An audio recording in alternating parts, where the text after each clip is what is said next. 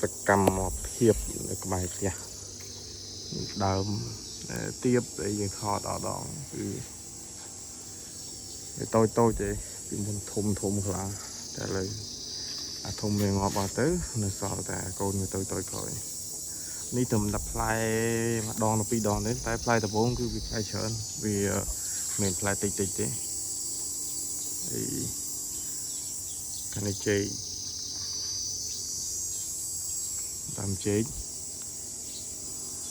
ទៅមកធ្លាក់ភ្លៀងចឹងមុនវាងាប់អស់ច្រើនណាស់ពូ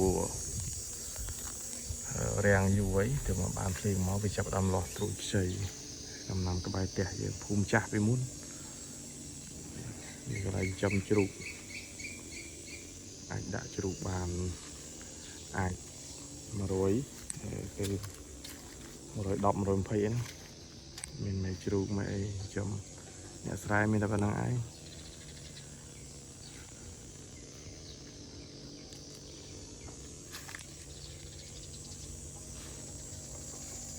ថតមានថតអ៊ូទេកណ្ណាយើងថតໄວមើលសកម្មភាពក្បែរផ្ទះរោងប្រឡងយាយគាត់ដាំចាស់គាត់ចូលចិត្តដាំប្រឡងត្រួយខ្ចីពេលធ្លាក់ភ្លៀងប្រឡងហ្នឹងគឺវាឡើងលឿនមែនទែន